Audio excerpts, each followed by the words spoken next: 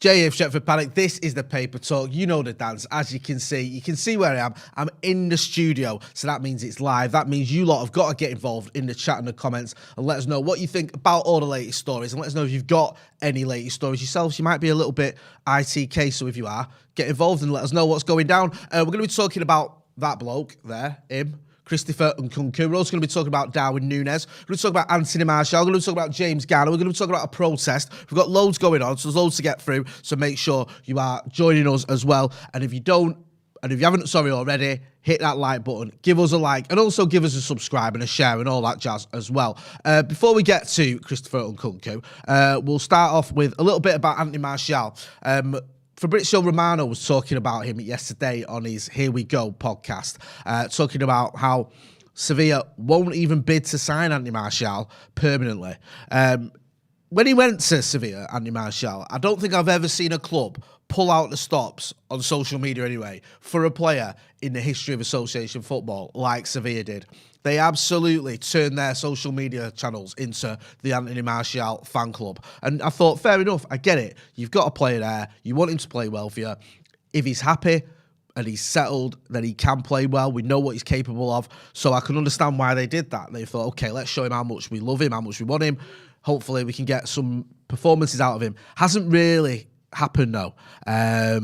He's not really scored goals. He's not really been amongst the action at all. It's just not really been happening for him. I think Sevilla recently won 4-2 over Granada, but he lasted just 68 minutes and he didn't get a goal, and it's just not been a happy time for him there so far. I mean, obviously, the season's not over. There could be a chance he has a purple patch towards the end of it. He did sort of have an okay start. I think he got a goal in the Europa League. He got a couple of assists in the Liga.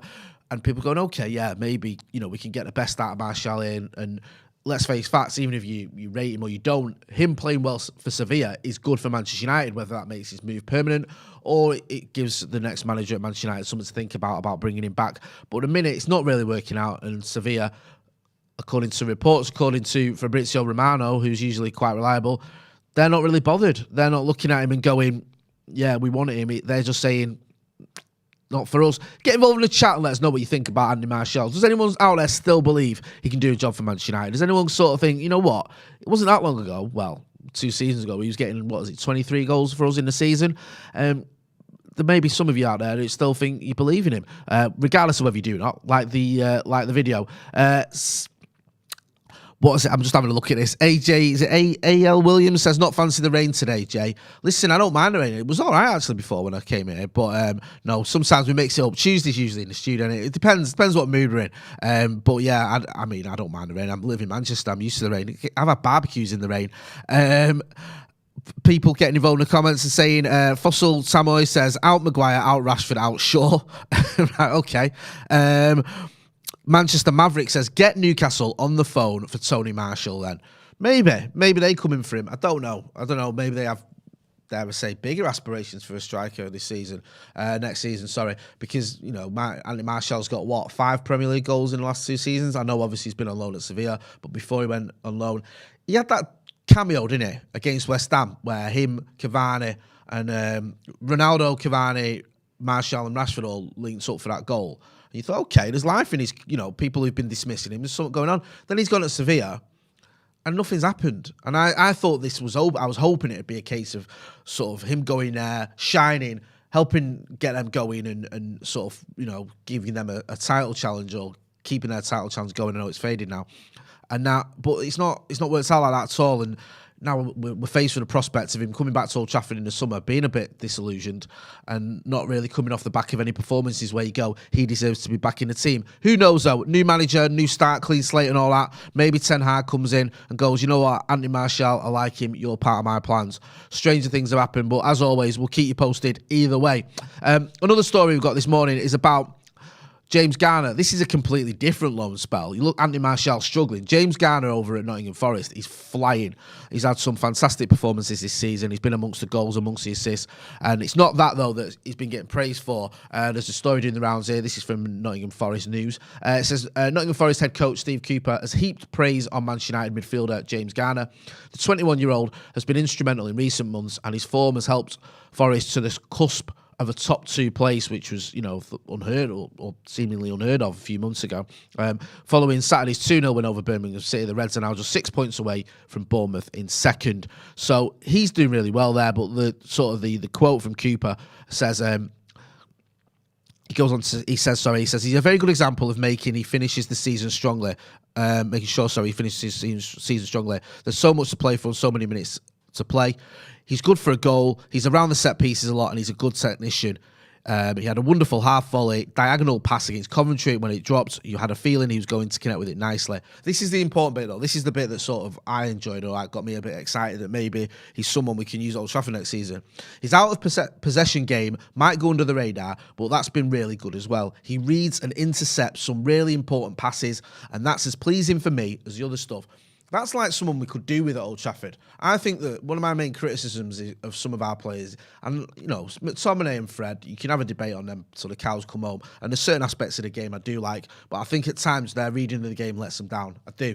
I think when you look at someone like Nemanja Matic, he reads the game a lot better, but he's obviously in his mid-30s or whatever. He isn't going to be around for much longer.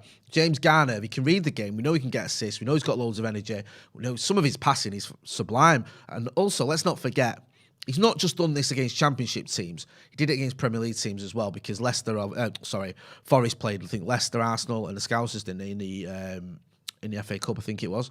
So, and he played well in all those games. So we've seen him playing against three good Premier League teams, or decent and good, depending on which one you're talking about, and doing well. So I would love to see James Garner be given a chance next season. I said this when we had a bit of debate, me, McCullough and Joe, debating on a sort of a, prove me wrong video we did, where you say slightly, let's not say outrageous, but slightly left field opinion. And mine was that I think James Garner should be given a start next season. And I stand by that. I still think we need a DM, but I think he could play alongside him, because he's not really a 6 as such. He's a bit more of an 8. At times he even looks like a bit of a 10. I don't think there's room for him there in Manchester United's team, but if he can slot into the midfield alongside an out-and-out DM, then there could be a place for him. James Wood says, Jay, I always tune in for this. Always top class, mate. Keep up the good work. Much appreciated. Stone420 says Garner for CDM. Fist bump emoji. Ross Murphy says Garner on fire. Daniel Creedon, going back to the Martial story, says new manager should give Martial a chance. Tina Telefson Titoka, forgive me if I've just butchered that one, says Garner should walk right in our starting 11. Anything around Pogba. Well, it looks like Pogba. The story's doing the rounds last night when I'm almost tired of finally of talking about Paul Pogba, but the sort of stories and the rumours are that he isn't going to be around next season. And let's face facts, did anyone really think he was? No. Damien G6 says, listening in New Zealand, great content as always, Jay. Up the Paddock. Yeah, thank you for that. Thanks for your support. It was great to hear from fans from around the globe, and New Zealand certainly is around the globe. Should we get into the new Nkunku stuff? Sorry, I know it's Nunez, and we'll get into him in a minute. Florian Plettenberg, who's been on this channel a few times, he's a friend of the channel. He was at Sport Irons. I think he's now working for Sky. He did a tweet saying that Nkunku is on United's list for the summer. Rangnick is a big fan. Internally, there were talks about the player. Club is considering the option of bringing him to Manchester United, but there's still too many options in the squad. Now, there's also been a story in the Mirror, and it says Ralph Rangnick finally gets his way after being infuriated by Man United's scouting department. And what the story goes to say, I'll sort of sum it up for you without reading all the way through it. He said that Ralph Rangnick wanted him in January, wanted us to look at him. The board weren't having any of it, and now we are looking at him in the summer. Don't know a lot about Nkunku, obviously. He's done well at Leipzig. I'm just looking at his numbers here. 27 goals in 43 appearances, including a hat-trick against Man City. Remember when Man City earlier in the season beat Leipzig 6-3? He bagged himself a hat-trick. Not many players get hat-tricks against Manchester City, do they? Andrzej Kanchelskis did. I remember that one. Do you remember that one? But yeah, if you're getting a hat-trick against City, you're scoring 20-odd goals. I think he's 24, I think he is. So he's not a kid, but he's young. So it seems to tick all the boxes of what we've been looking at in a striker. A young striker, but not sort of young where you can't throw him in straight away. He should be ready. His career's progressed nicely. Didn't have a prolific season last season at all. I think it was 7 goals in all competitions. This season has been his breakout season. This is the season where he's really sort of started to get amongst the numbers. Got a couple of France international caps as well this season, this year. So, be interesting to see what happens with him. Looks like a player that United could get potentially, and a player that you'd like to think would do a job for Manchester United. We know we need a striker. Cristiano Ronaldo is 37. Anthony Martial, I've already discussed him. Marcus Rashford, I still don't see him as an out-and-out striker. Mason Greenwood, we don't even know if he's ever going to play for Manchester United again. There's a chance he won't. So you need another striker. Could be Christopher Nkunku. Could be another kid called Darwin Nunez. Now, this is a story. He's been doing the rounds lately. We've got an in-depth video with Joe Smith later on. He's going to look at him and give us a bit of a dissection of his talents and whether he could do a job for Manchester United. So I won't go into it too much, but I'll just say he's been linked with us as well. He's at Benfica, been banging in the goals for Benfica. 31 goals in 36 appearances this season, which is just silly numbers, isn't it? You question it, you go, okay, is this because it's, no disrespect, but the Portuguese league, he's got 24 in 24 appearances in that league. Are those numbers flattering to deceive, or can he do it? Bruno had decent numbers in Portugal, and he brought them numbers and improved on them almost when he got to England. So we can't be too dismissive, but we'll have a bit of a more in-depth video about that later on today with the good Joe Smith. Finally, as well, we've got a protest planned. You've probably seen the stories doing the rounds. It was online yesterday, and saw it gathering a little bit of momentum. And you never know with protests, when people announce protests and groups and stuff, whether it's going to have get any traction or whether it's just going to fizzle out. We've seen some protests where we've had thousands of fans outside the stadium giving it some, and inside the stadium, if you remember the game against Liverpool that ended up getting called off. We've had other protests where it's not been that well received. This one looks like it's gathering a little bit of momentum. Loads of people tweeting about it on Twitter. Press have picked up on it. I've seen articles in the Daily Mail. I've seen articles in the Manchester Evening News. It looks, I think Jamie Jackson's had it in the Guardian as well.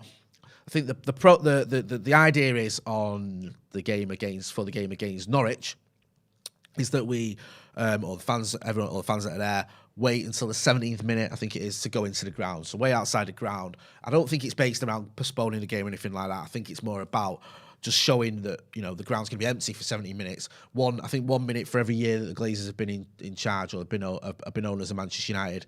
And that's going to make a statement. That's the idea behind it anyway, from what I've read. Again, I've always said this on this channel. I think we've always said it. Any protest that brings about positive change at Manchester United, welcome. It's obviously about the Glazers and their ownership and trying to get rid of him, or trying to at least start a dialogue and then get rid of him. I don't know the full ins and outs of the protest, but it's certainly sending a message to them, regardless of what the intricacies are of it. And I support anything that, like I say, that can bring about change. I think that the problem you've got with some of these protests is, I've already seen this a little bit online, people going, oh, it's not for me, or that's not going to achieve anything, and what's the point, and all that. I remember speaking to Anthony Wilson, lad who organised the protest a couple of years ago, and he was, he was ahead of the curve. He was one of the, well, not ahead of the curve. We'd already had a lot of protests, but he was saying, we need to do more. And this was before we had the protest, before the Liverpool game and all that. And he arranged a protest about, leaving the ground early. And again, there's some people saying, well, what's the point and why bother? But if you want to bring about change, you want something to happen with the Glazers, then you need to do something. And this is one idea. And it seems to be gathering a little bit of momentum, and a lot of people, a lot of press covering it, a lot of people I've seen online saying they're going to be taking part as well. So that's a heads up. If you are at the stadium on Saturday, there will be people, and, by all means, join in. Who are going into the ground 17 minutes later to send a message to the Glazers. Get involved in the chat. Let us know what you think about the protest. Let us know what you think about Christopher Nkunku. Let us know what you think about Darwin Nunez. Let us know what you think about Anthony Martial. Let us know what you think about James Garner. Have I missed anyone out? I think that was the entire array of topics this morning. Santa Not says, morning, Jay. Good morning. Danny Araya says, the Glazers run the club like they run their hair. Very good analogy, they do. Well, actually, they look, they get some out of the club, don't they? They get all them dividends, and they get, all the loans that they've been taking out of the club as well. I don't think they get anything out of the Barnets. Javid Mohammed says, Nkunku was signed by RB Leipzig from PSG for 11 million when Ollie paid 17 million from James from Swansea. Crazy. Dan James was meant to be our bargain. That was meant to be the one that went, actually, that worked out right, because we sold him for a profit, and, we got a couple of seasons out of him. Now it seems like people are going, hang on a minute, not a good deal at all. We could have got the lad Nkunku for a bit cheaper. He needed that game, though, didn't he? He needed those seasons, sorry. Players need to go to a club like Leipzig. and kick on and have those games and sort of progress. And it seems that's what he's done as well. Paul Wrigley says, last year's protest with the Liverpool game was making waves, but then they brought Ronaldo back and all the ill feeling went out of the window with renewed optimism. Yeah, it does seem to be a bit of an up and down sort of attitude towards protest at times, doesn't it, from some United fans. I think with protests is, the one thing is, some of them are just organic. I remember I got a message once off my pal, and it was just the path near the training ground at like 8:30 in the morning. I thought, what's he sending me that for? And it transpired a load of them were in the training ground. And you remember that protest, and that got a lot of attention. That got worldwide attention. And that was like about 24 people, I think, who went into the training ground, spoke to Ali. I think they spoke to Nemanja Matic as well, and a few others.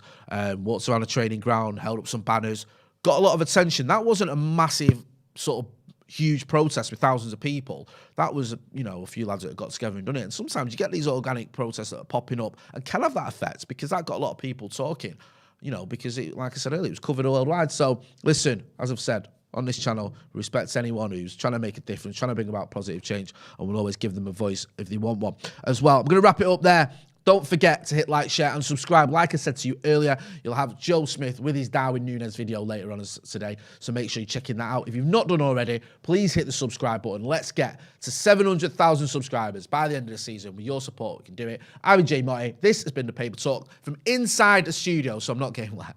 Thanks for watching.